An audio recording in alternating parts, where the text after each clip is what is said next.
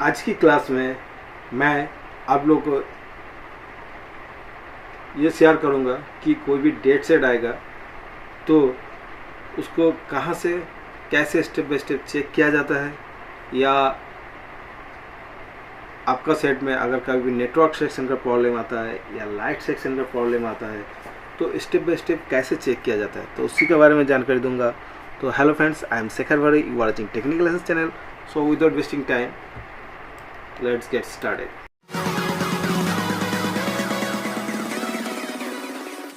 तो फ्रेंड्स, हम लोग का चैनल का एक्चुअली मकसद है, आजकल मार्केट में बुरी तरह हर टेक्नीशियन को लूटा जाता है, उनसे 40,000, 50,000, 60,000 इस तरह पैसे ले लिया जाता है, लेकिन बाद में रिजल्ट बिल्कुल ज़ीरो हो जाता है। तो आप लोग का पैसा बर्बाद ना हो, इसलिए हम लोग इसी तरह क्लास आप लोग के लिए लाते रहते हैं। मोबाइल फील्ड में काम करना बहुत ही आसान है, लेकिन वो आप लोग को स्टेप बाय स्टेप चेक करके तभी ये संभव होता है। तो चलिए सबसे पहले हम लोग नीचे से शुरू करते हैं, कैसे स्टेप बाय स्टेप इसको चेक करना पड़ता है। तो मान लीजिए आपके पास कोई भी एक डेट सेट आया या कोई भी एक नेटवर्क प्रॉब्लम सेट आया, या तो आपका सेट में कोई साउंड का प्रॉब्लम आया या लाइट सेक्शन का फॉल्ट आया, ठीक है, तो या फुल्ली डेड आया, तो इसको हम लोग कैसे स्टेप बाय स्टेप चेक करेंगे। सबसे पहले हम लोग कोई भी सेट अगर चेक करना है उसका नीचे से, मतलब चार्जिंग सेक्शन से, जहाँ पे वी बास वोल्टेज है वहाँ से चेक करना पड़ता है, ठीक है। तो हम लोग चलिए स्टेप बाय स्टेप दिखाएंगे।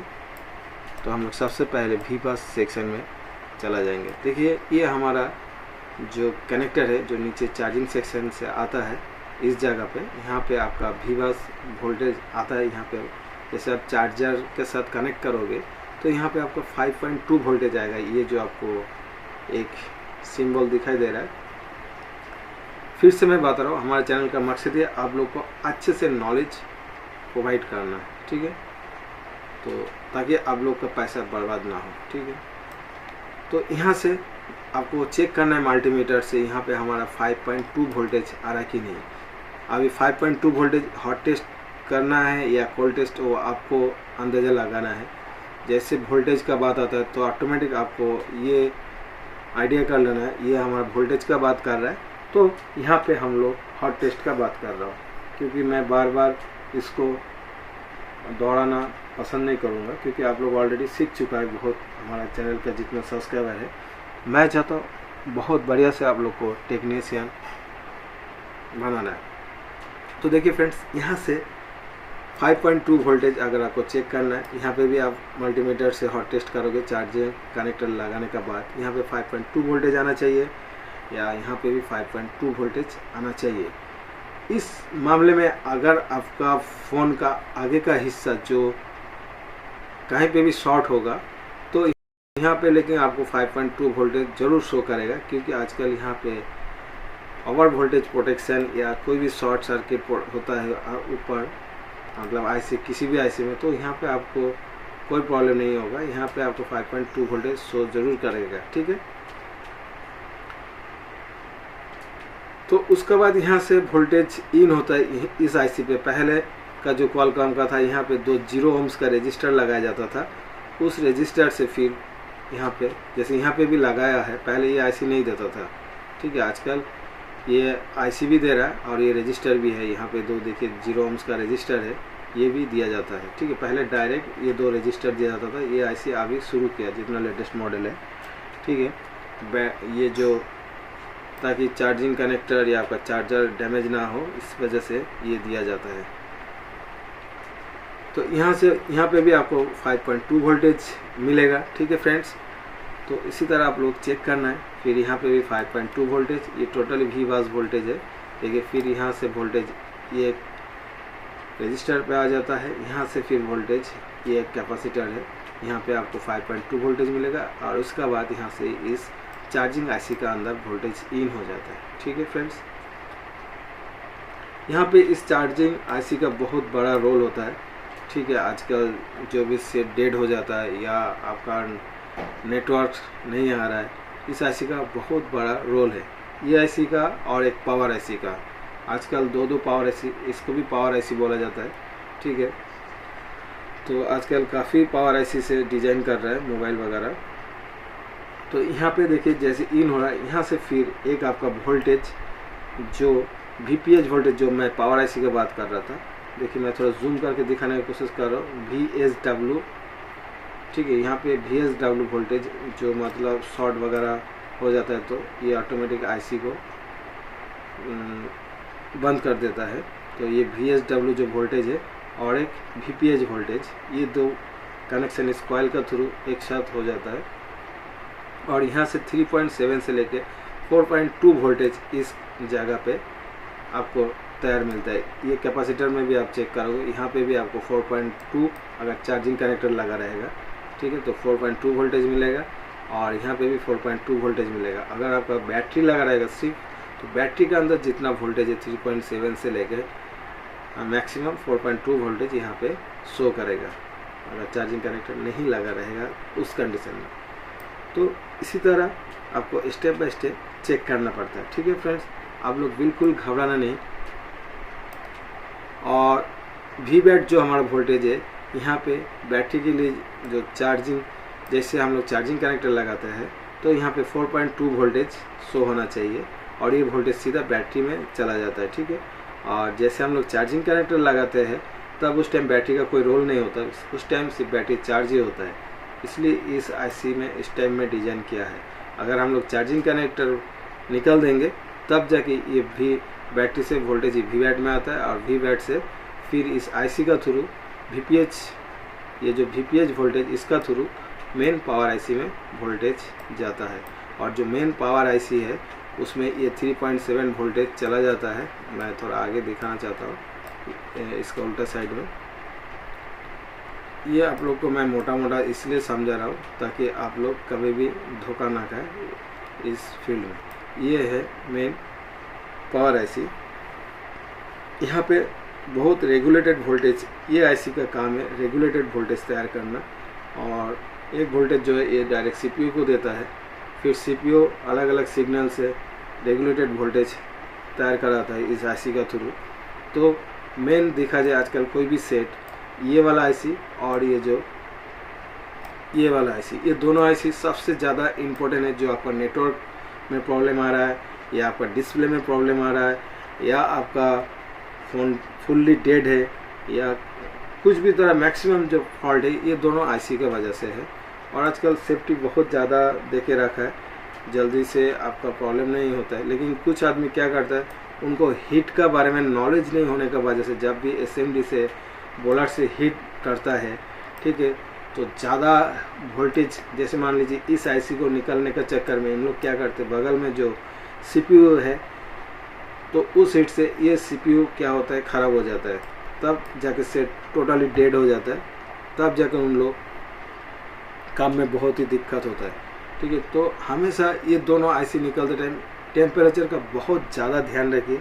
मैं फिर भी मोटा मोटा बता देता हूँ आपको। जैसे मेरा SMD में मैं 280 से 290 या मैक्सिमम 300 डिग्री टेम्परेचर तक मैं यूज़ करता हूँ। 300 फिर भी ज़्यादा हो जाता है, तो उतना टेम्परेचर यूज़ नहीं करना जब जिस टाइम ये सब आईसी आप निकालोगे, ठीक है।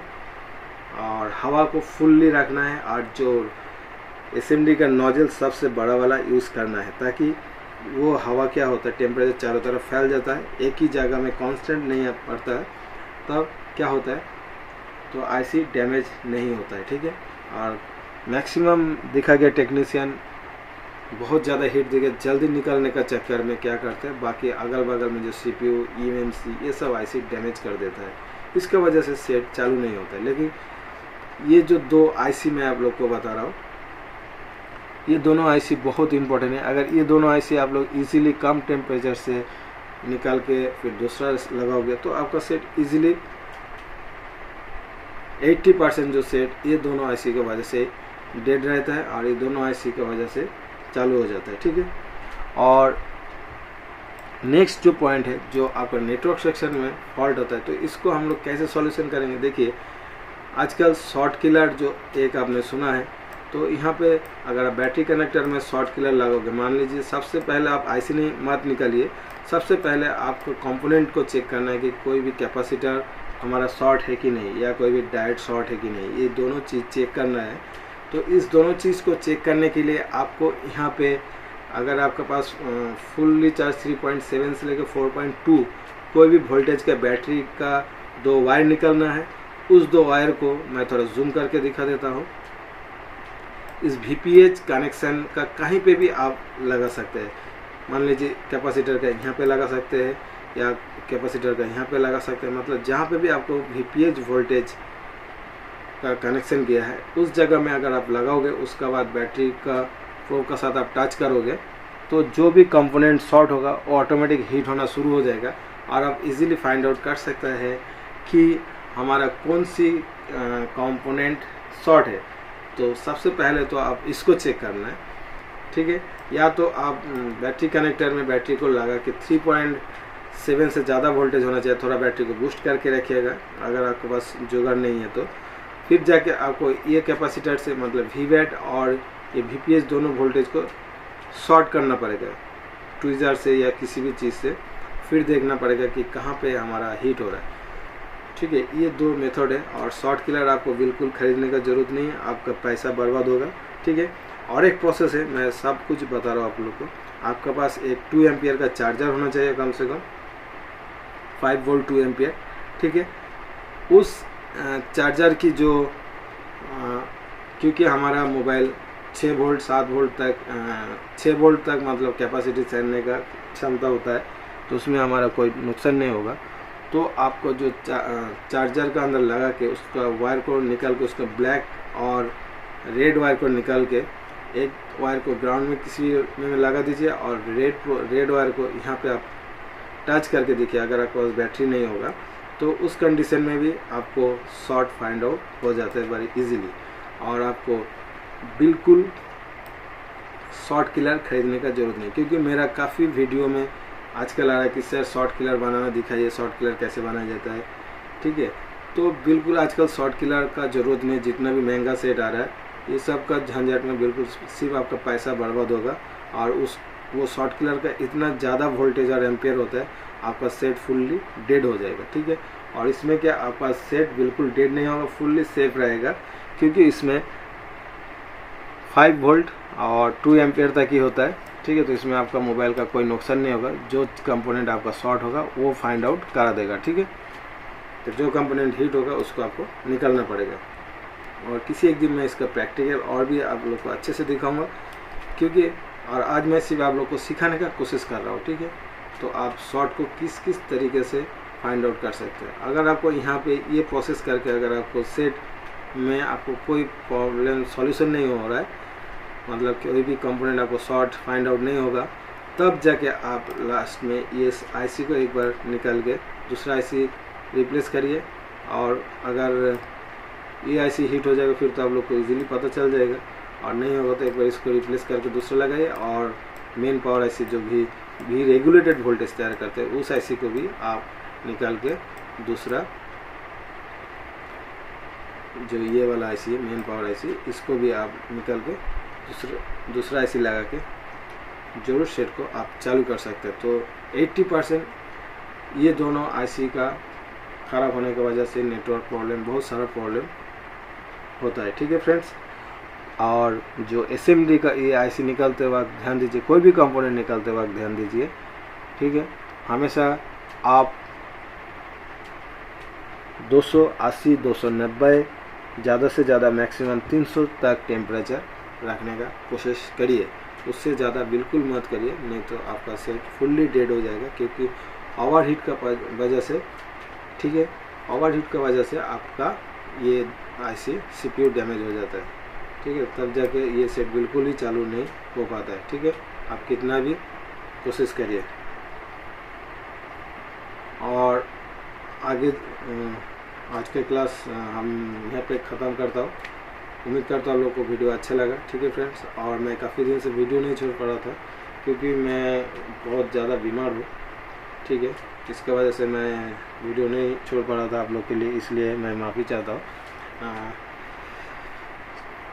और आप लोग बुरा मत मानिए, ठीक है। मैं जैसे जैसे थोड़ा तबीयत ठीक अच्छा फील करूँगा तो आप लोग के लिए मैं नया नया वीडियो आप लोग के लिए लाते रहूँगा। ठीक है फ्रेंड्स, तो आज के लिए वीडियो इतना ही है। आप लोग खुश रहिए, फिर मिलेंगे नेक्स्ट वीडियो में। तब तक के लिए bye bye and take care.